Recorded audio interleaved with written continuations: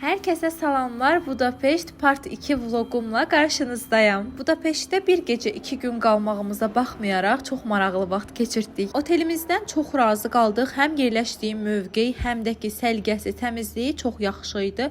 3 nəfər üçün bir gecəlik qiyməti 220 evro idi biz alanda. İndi dəyişilə bilər. Mərkəzdə olduğu üçün çox tanınmış yerə 10-15 dəqiqəyə çatırdıq. Otelin hər şeyi yaxşı idi. Sadəcə səhər yeməkləri çox pis idi. Heç bəyənmədik. Həm çeşidlər az idi, həm də ki səliqəsi elə də yüksək deyildi. Xarici otellərdə də ən sevdiyim kofe aparatları ilə meyvə şirəsi aparatları olur. Və burada taksilərdə ödəniş şəkli bu cür kartla olur. Çox gözəldir. Kaş bizə də gəlsə. Elə şəhərin mərkəzində Koreya restoranı gördük. Çox adam var idi və yeməklər çox diqqətimizi çəkdi. Dedik biz də yoxlayaq. Ancaq nə yalan deyim, elə də çox sevə bilmədik. Yəni yaxşı idi, ancaq ləzzətlər üçün ürəyimiz getdi ya da möhtəşəm idi deyə bilməyəcəm. Ancaq onu da qeyd edim ki, bişirənlərin hamısı Koreyalı idi. Ola bilər ki, bizim ağız dadımıza uyğun gəlməsin. Budapeştə gələn çox adamın gəldiyi məşhur New York kafesinə gəldik. Biz gəldiyimiz gün bəxtimizdən 6-da bağlanırdı. 6-ya işləmiş oradaydıq, ancaq bizi içəri almadılar. Yəqin ki, bilirsiniz ki, Budapeşt tridelnikləri ilə də tanınır. Çox dadlı idi. Xəmirini almışdıq düzdür, ancaq əla idi. Ödənişin bu cür olması da çox rahat idi. Marakuyalı füstə almışdım, bəyəndim, ancaq pizzalı çitos heç bəyənə bilmədim, qiymət 3 manata idi. Marketlərindəki qiymətlər nə elə yüksək idi, nə də ki elə münasib. Ancaq mənə elə demişdilər ki, Budapeştdə paltardı, yeməklərdir, münasibdir, qiymətlər elə də münasib gəlmədi. Sonra da Paris Court'a gəldik. Çox gözəl bir interyeri var idi, ancaq rezerviniz yoxdursa içəri almırlar. Burada gözəldir, ancaq mən gedə bilmədim. Siz mütləq New York kafesinə gedin.